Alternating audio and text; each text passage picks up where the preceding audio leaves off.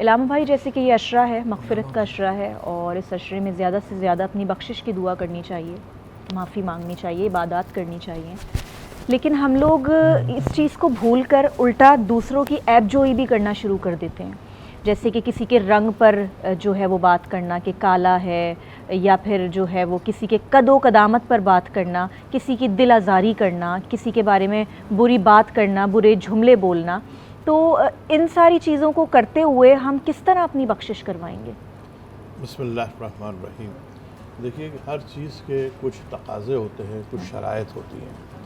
ہم جو عبادات کرتے ہیں، عبادت کا مقصد ہے طہارت، روح کی طہارت، اور جتنے طہارت روح کی ہوگی اتنا قرب الہی حاصل ہوگا، بے شک، اور اتنی کامیابی ہوگی. بے شک. ہم نے اصل میں کامیابی کا معیار جو ہے وہ قرب الہی کے بجائے گاڑی، بنگلہ، دولت، شاہ شو اس کو سمجھ لیا ہے، بے شک. اور یہ ظاہری چیزیں جن کو ہم نے معیار بنا لیا. اب اگر ہم یہ عیب جوئی یا اور اس قسم کی برائیاں کرتے ہیں تو یہ بالکل ایسی بات ہے کہ آپ ایک گندے برتن میں پانی ڈالے جائیں، صحیح. تو جتنا پانی آپ ڈالیں گے وہ پانی گندا ہوتا جائے گا. وہ پانی آپ کو پاک یا طاہر نہیں کر سکے گا جب تک کہ آپ اس گند کو نہیں نکالیں. بالکل. بالکل اسی طرح جب تک آپ یہ اپنے عیب جو پروردگار نے انسان کو اختیار دیا ہے کہ کچھ کام تم کرو، تم یہ کام کرو گے تو اس کے بدلے میں تمہیں یہ چیز ملے گی. تو انسان کو دو چیزوں کی خاص طور سے دی. ایک تو یہ کہ جسم کی طہارت یہ کرو.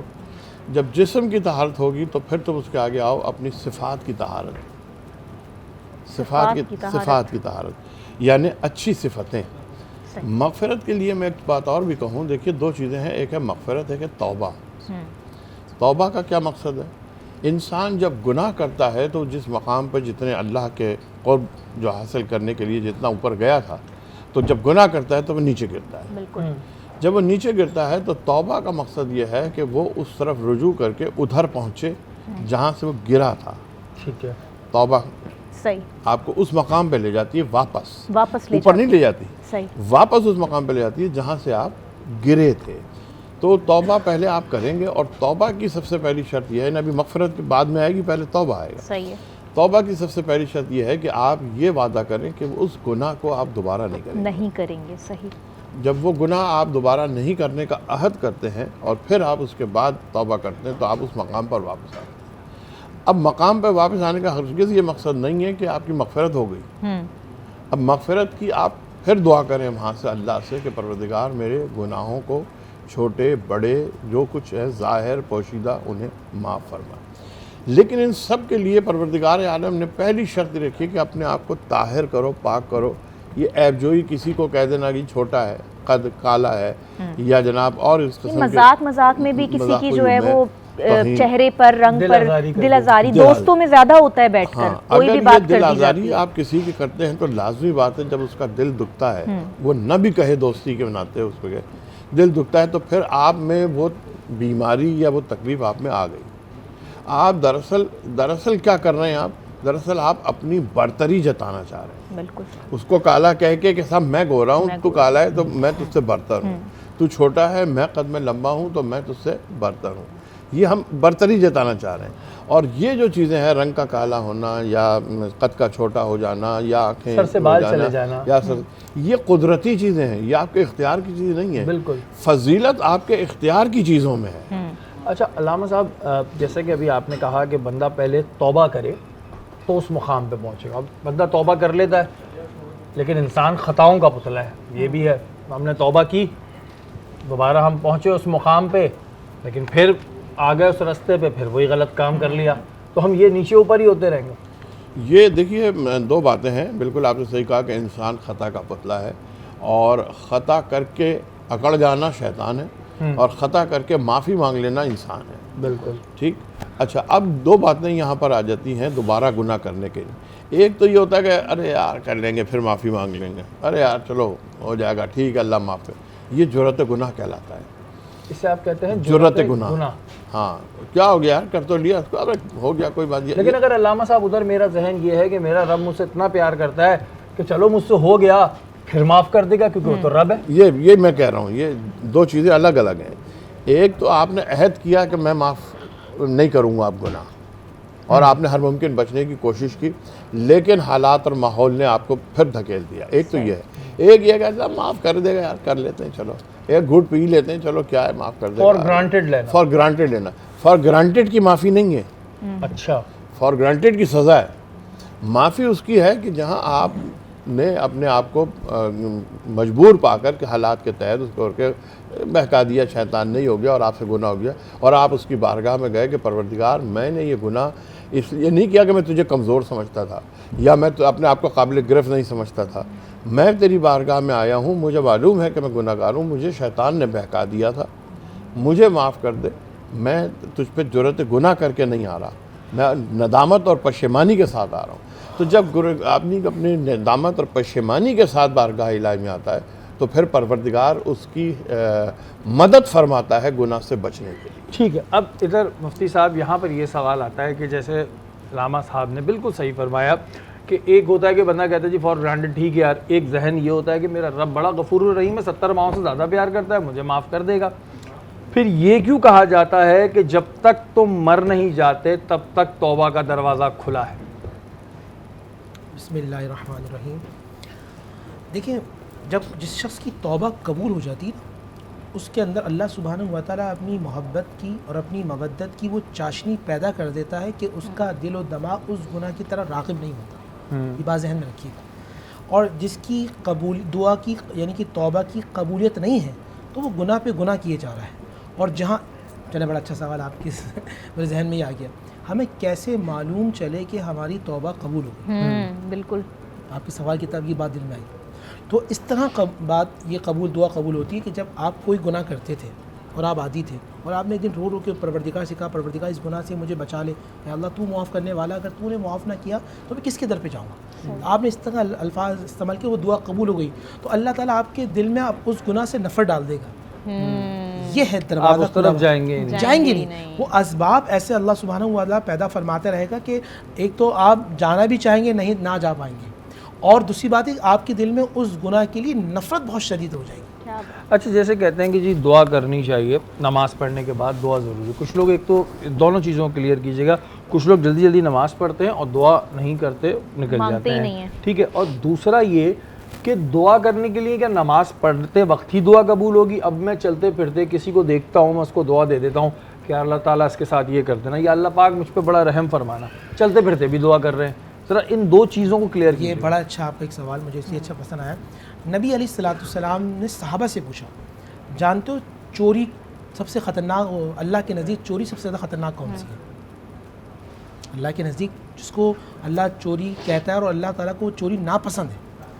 صحابہ نے کہا اللہ اس کے رسول بہتر جانتے. فرمایا یہ نماز کی چوری ہوتی کہ آپ نماز کے جو حق ہے اس کو ادا نہ کریں، جس طرح رکوع کا حق ہے وہ ادا نہ کریں، جس طرح سجدے کا حق ہے وہ ادا نہ کریں، اور آپ نماز لپٹائیں تو پھر ایسی نمازیں ویل للمصلین، آپ کی ایسی نمازیں کل قیامت میں آپ کے منہ پہ مار دی جائیں گی. آپ نے جو سوال کیا اس سوال میں لاکھوں لوگوں کی اللہ اصلاح فرما دے کہ آپ جب نماز پڑھیں گے ادب اور احترام اور اخلاص کے ساتھ پڑھیں گے. اس کے بعد دعا ضرور کیا کریں. الدعا مخل عبادہ، دعا عبادتوں کا مغز ہے. الدعا هو العبادہ، دعا ہی عبادت ہے. آپ کا جو سوال تھا کسی کو دیکھ کر دعا کرنا یا نماز کے بعد اپنے لیے کر دیں نا. دیکھیں ایک بات یاد رکھیے گا، میرے والد صاحب رحمۃ اللہ علیہ شاہ فرماتے تھے بیٹے ایسے کام کرو کہ تمہیں دعا کے لیے کہنا نہ پڑے، بلکہ جو تمہیں دیکھے دیکھتے ہی دعا دے دے. ٹھیک ہے. تو یہ جو دعا ہوتی ہے یہ دل سے نکلتی ہے، اور جو دل سے دعا نکلتی ہے وہ پر نہیں طاقت پرواز رکھتی ہے، وہ فرض سے عرش تک چلی جاتی ہے. ضروری نہیں ہے جیسے آپ اپنے بیٹے کو دیکھ رہے ہیں. اچھا میں ایک بات یہاں اور بھی کہہ دوں، شہری بھائی آپ کے توسط سے جتنے یہ ماں اور باپ خاص طور پر پروگرام دیکھ رہے ہیں، ان وقت میں یہ جو اوقات ہیں عصر مغرب کا، اس کے بعد رمضان کے مبارک مہینے میں اپنی اولادوں کو بد دعا مت دیں، ہمیشہ دعائیں دیں، کیونکہ وہ دعا ایسی قبول ہوتی کہ آپ کا ذہن نہیں ہوتا اور وہ اللہ تعالیٰ اپنی بارگاہ میں قبول، آپ کیونکہ باپ ہے نا یا ماں ہے، وہ الفاظ اللہ کی بارگاہ میں چلے جاتے ہیں. لیکن پھر اولاد کو بھی چاہیے کہ ایسے کام ہی نہ کرے کہ ماں باپ کے دل سے بد دعا نکلے. یہ بڑی اچھی بات ہے. یہ کیوں ہوتا ہے؟ اس میں تربیت کا بڑا معاملہ ہے. وہ لوگ کہ جو ہمیشہ صرف ऐब ही तलाश करते हैं। क्यों करते हैं? उसकी वजह, जब वो अपनी माँ को या अपने बाप को देखते हैं, बाप बैठता है तो सिर्फ दोस्तों के ऐब तलाश करता है और अपने घर के अंदर सिर्फ दोस्तों के ऐबों की बात करता है। माँ बैठे हो तो अपने ख़ानदान के औरतों के हवाले से सिर्फ ऐब की बात, ऐब जोई की बात करे, तो बच्चा शहरी भाई सीख रहा है। वो जो माँ बाप को देख रहा है वही सीख रहा है। अगर माँ बाप सिर्फ लोगों की खूबियाँ और लोगों को अंदर पॉजिटिव, ये अगर यहाँ तक भरी हुई है, तो नेगेटिव बात तो ये है ना कि ये आधी खाली है। और मुस्बत भाई अल्लाह का शुक्र है भरी भी तो है। पानी के लिए ये गर्म है यार, ये ठंडा पानी होता, अल्लाह के बंदे पानी तो मौजूद है। तो ऐब तो यही है ना, ऐब जो यानी कि कहीं आपके दिलो दिमाग के अंदर बच्चे कोरे कागज़ होते हैं, जो उसमें लिखते चले जाएंगे वो बच्चा लिख दिया जाएगा और मुकम्मल हो जाएगा। तो खुदा के लिए आज मैं उन वालिदैन से भी गुजारिश करूँगा, अपने बच्चों को चलते उठते बैठते दुआ सिखाएं। सेकंड ये कि आप बद्दुआ से बचें। थर्ड ये कि उनके अंदर जो नेगेटिव बातें होती हैं, जो मनफी सोच होती है, खुदा का वास्ता वो निकालें। जब तक मनफियत नहीं निकलेगी अल्लाह का नूर दाखिल नहीं होगा। Negative energy and positive energy, अल्लाह की तरफ से जो रूहानियत है, आसमान से फरिश्तों का नुज़ूल है, ये कुरान का नूर है, ये अस्कार है, ये पॉजिटिव एनर्जी है। अच्छा, और ये तभी दूर होगी कि जब एक तो आप जब अपने घर में एक नशिस्त लगाया करें, यहाँ के बैठा करें, तो एक तो उस वक्त पॉजिटिव बातें करें, दूसरा अपने बच्चों पे वॉच रखें, क्योंकि वॉच इस वजह से रखें कि आजकल एक ये है शैतानी चरगा इस वजह से कि हमने इसको शैतानी चरगा बनाया, वरना इसके फ़ायदे भी बहुत हैं। अब बच्चा बैठा हुआ क्या नेगेटिव चीज़ें देख रहा है, क्या नेगेटिव चीज़ें उसके जहन में जा रही है। बच्चे का दिमाग तो एक कहते हैं ना नई इंस्टॉलेशन मशीन है, अब आप उसमें जो इंस्टॉल कर रहे हैं वो हो रहा है, तो ये भी एक बड़ी अहम चीज़ है। अल्लामा साहब, अक्सर ये होता है कि हम नमाज में दुआ कर रहे होते हैं, हमारा दिमाग कहीं और होता है, जबकि कहते हैं दिल से दुआ मांगो। अब ये दिल से दुआ मांगे तो मांगे कैसे? हम नमाज पढ़ रहे हैं, दुआ कर रहे हैं अल्लाह मियाँ ऐसा, लेकिन हमारे दिमाग में चल रहा है पीछे वो काम भी है, अच्छा वो काम भी, ये भी है। तो इस चीज़ को कैसे बेहतर करें? क्योंकि हमने सुना दिल से दुआ करें, अमूमन होता है। और ये खुद नमाज में भी जिसके लिए हुक्म है कि खुज़ू व खुशू के साथ नमाज़ पढ़ो, तवज्जो के साथ नमाज़ पढ़ो, तो अक्सर होता है कि नमाज़ पढ़ते हुए जहन में ख़यालात आ रहे होते हैं, अभी जाना है, अभी से पैसा लेना है, अभी ये शैतान वसवसे डालता है। इसका एक बेहतरीन तरीक़ा मैं आपको बताऊँ, जो उमूमी तौर पर नहीं, वैसे यानी एक तो अलग चीज़ है रूहानी कि आप खुशू पैदा करें, खुशू पैदा करें। इसमें कौल भी है मासूम का कि तुम ऐसे नमाज़ पढ़ो जैसे तुम अल्लाह को देख रहे हो, और अगर ये नहीं समझ सकते कि अल्लाह को देख रहे हो तो ये समझो कि अल्लाह तुम्हें देख रहा है, वो तो देख ही रहा है, तो ये सारी चीज़ें। लेकिन मैं इसमें एक वैसी काम सी बात बता रहा हूँ कि जब आप नमाज़ पढ़ें तो थोड़ा सा आवाज़ के साथ, आवाज़, हाँ, वो आवाज़ आपके कानों में आए, इतनी बुलंद आवाज़ कि आपके आवाज़ कानों में। जब आप आवाज़ से पढ़ेंगे और आवाज़ कानों में आएगी तो दो बातें होंगी, आपका जहन भटकेगा नहीं, एक, दूसरे ये कि वो जो आवाज़ कान में जा रही है कलाम इलाही की और नमाज की और उसकी, वो चीज़ आपके कान पे, आपके दिल पे असर करेगी। बिल्कुल एक तो हम पढ़ते हैं ना, बिल्कुल मुंह बंद करके जो पढ़ते हैं, पढ़ लेते हैं, या फिर हम पढ़ते हैं इस तरह से दोनों चीज़ें असर नहीं करती, ये मैं आपको बता। अच्छा, ये जो तेज़ पढ़ते हैं वो भी गलत है, उसमें तलफ़्फ़ुज़ गलत हो जाता है, उसमें चीज़ बात गलत है। एक चीज़ मैं बार बार कहता हूँ, अपने उलमा कराम से बहुत हाथ जोड़ के दरख्वास्त करता हूँ मैं कि हमारे यहाँ एक चीज़ आपने देखी होगी, जब भी सरकार का नाम लिया जाता है सल्लल्लाहु अलैहि वसल्लम, हुज़ूर सल्लल्लाहु अलैहि वसल्लम, ये दुश्नाम है, ये गाली है, ये हुज़ूर के बगैर, ये मुशरिकीन मक्का कहा करते थे सल्लल्लाहु अलैहि वसल्लम। आपके पास इतना वक्त नहीं है कि आप पूरा नाम ले सकें, सरकार ख़त्मी मरतबा सल्लल्लाहु अलैहि वसल्लम आप ना कहें, दिल में कह लें सल्लल्लाहु अलैहि वसल्लम कहने से बेहतर है आप ना कहें, क्योंकि आप अनजाने में, लाइल्मी में दुश्नाम कर रहे हैं सरकार ख़त्मी मरतबा। बिल्कुल इसी तरह नमाज वगैरह में अगर आपने अल्फाज को इतनी तेज़ी से अदा किया, जैसे तस्बीह है, तस्बीह फातिमा जो पढ़ते हैं बाद में, बाज़ लोगों में अल्हम्दुलिल्लाह, वो है तो है ही नहीं वहाँ पे, अल्हम्दुलिल्लाह जिसे हम कहते हैं प्रोनाउंसिएशन से, अल्हम्दुलिल्लाह, सुभान अल्लाह, हे हम हे कहा जाते हैं, सुभान अल्लाह, सुभान अल्लाह। तो बिल्कुल इसी तरह जब आप नमाज में या किसी चीज़ में कोई आप अस्कार पढ़ रहे हैं, जब वो आपने लफ्ज़ नहीं सही अदा किया तो वो अपना पूरा असर नहीं छोड़ता। इसलिए एक तो आप नमाज़ पढ़ें आहिस्ता से, पूरे तलफ़्फ़ुज़ के साथ, तलफ़्फ़ुज़ आपका पूरा सही होना चाहिए। दूसरे, अगर उसकी आवाज़ कान में जाएगी तो जब तलफ़्फ़ुज़ भी सही होगा और आवाज़ भी कान में जा रही होगी तो वो आपकी रूह पे असर करेगी और आपके फिर ये ख्यालात आने, दिमाग नहीं भटकेगा। दुआ कर रहे हो तब किस चीज़ का दुआ करते हुए भी आप अपनी दुआ करते में आप बहुत सी चीज़ों का एहसास कर लें तो फ़र्क नहीं पड़ता। कौन सी चीज़ों का? मसलन ये कि आप अपनी उस तकलीफ़ का एहसास कर लें जिसके लिए आप दुआ कर रहे हैं, مثلا یہ کہ آپ دعا کر رہے ہیں کہ میری اولاد سدھر جائے، بگڑی بھی ہے، مثلا یہ کہ آپ چاہتے ہیں اس چیز کو سوچیں، اس چیز کو سوچ لیں میری اولاد مجھے مل جائے، ایک تو یہ سوچ لیں تو آپ یہ کوئی گناہ نہیں ہے اور یہ کوئی آپ کی بن۔ دوسرے یہ کہ اگر آپ کے ذہن میں کچھ اس قسم کی وسوسے آ رہے ہیں تو آپ انبیاء کرام کے واقعات، اولیاء کرام کو اگر آپ جو قرآن مجید میں بھی موجود ہیں، اگر آپ اس کو ذہن میں رکھتے ہوئے دعا کریں، جیسے بیٹے ہی کی دعا مانگ رہے ہیں تو آپ کہیں جیسے زکریا نے دعا مانگی تھی، رب حبلی من لدنک ولیا، پروردگار مجھے میرا ولی عطا فرما، تو آپ کہیں کہ صاحب پروردگار جیسے تیرے نبی نے دعا کی تھی اور تو نے بیٹا عطا فرمایا تھا، مجھے بھی بیٹا عطا تو اس کے لیے تو پھر علامہ صاحب سب کو چاہیے کہ اسلام کی نالج لیں۔ جیسے آپ نے یہ بات بیان کی، بہت صحیح بات بیان کی، ہمارے ہاں لوگوں کو اتنی نالج ہے ہی نہیں اسلام کے بارے میں۔ ہم بھی جو کئی واقعات سن رہے ہوتے ہیں، قصے سن رہے ہوتے ہیں، تب ہمیں پتہ چلتا اچھا ایسا بھی ہوا تھا، پہلی بار سن رہے ہوتے، تو ہمارے پاس نالج کی بھی تو کمی ہے، لوگوں کے پاس نالج ہی نہیں ہے اصل میں۔ ہاں دیکھیے اس میں دو چیزیں، اس میں پھر دو چیزیں آ جاتی ہیں۔ اس میں ایک کردار تو خود والدین کا ہے، اور میں اکثر یہ کہتا ہوں قرآن مجید کے حوالے سے، کیونکہ ہمارے یہاں قرآن پڑھا نہیں جاتا، اور پڑھا بھی جاتا ہے تو پھر وہ ماشاءاللہ سے سمجھا نہیں جاتا۔ میں کہتا ہوں کہ انٹرسٹ پیدا کرنے کے ایجوکیشن کے، کیونکہ میں ایجوکیشنسٹ ہوں، میں نے 30 سال پڑھایا بھی ہے کالج یونیورسٹیز میں، تو ایجوکیشن کے جو جدید طریقے ہیں وہ ہم نے قرآن پہ اپلائی نہیں کیے سکھانے کے لیے قرآن۔ مثلا یہ کہ 114 سوریں ہیں قرآن مجید میں، اب ہمیں یہ بچے کو بتانا ہے کہ سوروں کے نام یاد کرنے، تو اگر آپ خالی اسے کہیں گے جی پہلا بقرہ، پہلا ہم، دوسرا بقرہ، تیسرا آل عمران، چوتھا نساء، پانچواں مائدہ، چھٹا انعام، تو وہ ایسے یاد نہیں ہوں گے اس کو۔ آپ اس کے بجائے کہ صاحب بقرہ پہلا سورہ ہے، بقرہ کیا چیز ہے، اب یہ کہانی آپ اس کو سناتے ہیں، بقرہ گائے ہے، گائے کا یہ واقعہ ہوا تھا، یہ مسئلہ ہوا تھا، اس نبی کے دور میں ہوا تھا، تو کہانی تو 14,000 سال سے سننے میں انٹرسٹ بچے کا رہا ہے، آج بھی ہے، 14,000 سال بعد بھی رہے گا، کہانی سنے گا۔ تو وہ جب کہانی سنے گا اس واقعے کی، بقرہ کی، تو اس کا انٹرسٹ قرآن میں پیدا ہوگا۔ انٹرسٹ ڈیولپ کرنا بہت ضروری ہے۔ اسی طرح جب بقرہ کے بعد آل عمران ہے تو عمران کون تھے، آل عمران کون ہے، یہ ہے، اس طرح سے آپ نے۔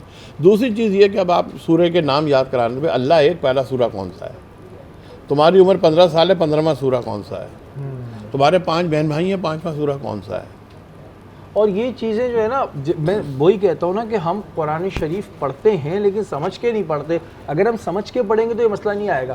ایک مسئلہ مفتی صاحب اکثر آتا ہے کہ جب ہم گناہگار ہوتے ہیں، ابھی رمضانوں میں ظاہر اندر ہمارے مسلمان جاگ جاتا ہے، اللہ تعالیٰ ہمیں معاف کرے، ہم نماز پڑھنے جا رہے ہوتے ہیں نا تو ہمارے ذہن میں وسوسے آتے ہیں ہم ناپاک ہوئے ہوئے۔ اب یہ وسوسے اس وقت شیطان ڈال رہا ہے، ابھی ایک کیچڑ کا چھیٹ لگی تھی، ابھی یہ ہوا تھا، ابھی ہم تو پاک ہی نہیں ہیں، اس بہانے کو بنا کے ہماری نماز رہ جاتی ہے۔ ذرا اس پہ بھی بیان کیجئے، جب یہ ذہن میں وسوسے آ رہے ہوں کہ جی میں ناپاک ہوں، جو کہ ظاہر پاک رہنا چاہیے، لیکن وسوسے اس طرح کے آتے ہیں کہ بھائی ناپاکی ہوئی بھی ہے، ابھی تم نے یہاں گئے تھے تو یہ کیچڑ کا چھیٹ آ گئی تھی تو تمہارے تو کپڑے ہی پاک نہیں ہیں۔ دیکھیں حضرت جو بات کرتے ہیں وہ بات تھوڑی سی آگے بڑھاؤں، اس کے بعد آپ کے سوال کا جواب دیتا ہوں۔ دیکھیں ابھی الحمدللہ آج 11واں روزہ ہے، ٹھیک ہے، اور ابھی بھی ہمارے پاس 19 دن باقی ہیں۔ بالکل۔ تو حضرت علی کی 19 کی نسبت سے میں ایک میسیج دے دوں، کم از کم قرآن کی 19 جو چھوٹی چھوٹی صورتیں آپ اس کو سمجھ کر یاد کر لیں کہ سورہ اخلاص میں اللہ ہم سے کیا باتیں کر رہا ہے، سورہ فلق والناس میں اللہ ہم سے کیا باتیں کر رہا ہے، سورہ کوثر میں کہ ہم سے اللہ کیا باتیں کر رہا ہے۔ جب آپ کو قرآن کی وہ آیات یاد کر لیں کہ جس میں اللہ تعالیٰ بندوں کی غم کو دور کر رہا ہے، جب وہ آیات یاد ہوں گی آپ کتنے بھی پریشان ہوں گے، اور نماز میں آپ کھڑے ہو کے جب سورہ فاتحہ کے بعد وہ آیات پڑھیں گے تو آپ کو ایسا لگے کہ آپ اللہ سے باتیں کر رہے ہیں، تو آپ کی انزائٹی، آپ کی ڈپریشن ختم ہو جائے گا۔ نماز میں نعوذ باللہ جو وسوسوں کے ساتھ جو دل نہیں بھی لگتا، اس کی وجہ ہمیں معلوم ہی نہیں ہوتا ہم پڑھ کیا رہے ہیں، اور کئی دفعہ تو یہ بھول جاتے ہیں کہ ابھی تیسری پڑھی تھی، چوتھی پڑھی تھی۔ اس کی وجہ یہ ہوتی ہے کہ ہماری توجہ کا ارتکاز نہیں ہے نا۔ جس چیز میں ہماری توجہ ہے، کاروبار میں توجہ ہے تو کاروبار کی طرف دل و دماغ موجود ہے۔ کوئی چیز آپ کو گاڑی خریدنی ہے تو کریز ہو جاتا ہے نا، انٹرسٹ جس میں اس میں ہم چیمپئن ہے۔ آپ کو موبائل خریدنا ہے تو آپ پوری توجہ آپ کی اس طرف ہے، لیکن آپ اللہ کی بارگاہ میں جا رہے ہیں تو توجہ نہیں۔ سب سے پہلے ان لوگوں کے ساتھ بیٹھیں جن کی توجہ اللہ کی طرف یہ بہت اچھی بات کی ہے، ان کے ساتھ بیٹھیں گے تو اللہ آپ کی طرف، اللہ آپ کے دل میں وہ محبت مائل کر دے گا۔ اب آپ کا سوال ہے، دیکھیں ایک فرشتہ ہے ملہم، وہ فرشتہ ہے کہ جو آپ کے دل میں الہام پیدا کرتا ہے، اور الہام وہ کیفیت ہوتی ہے کہ آپ اللہ سے کنیکشن میں ہیں، آپ اللہ سے کنیکٹ ہیں۔ اور ایک وہ فرشتہ ہے جسے کہتے ہیں وسوسہ پیدا کرنا، وسواس، جو آپ کے دل میں شیطان ہے، معاذ اللہ ثم معاذ اللہ، ایک وہ ہے خبیث جن کہہ لیں آپ، جو شیطان ہے، کہ جو آپ کے دل میں وسوسہ، شیطان جو وسوسہ پیدا کر رہا ہے، اب آپ کے ہاتھ میں ہے کہ آپ رحمان کی طرف ہوں یا آپ شیطان کی طرف ہوں. کیسے؟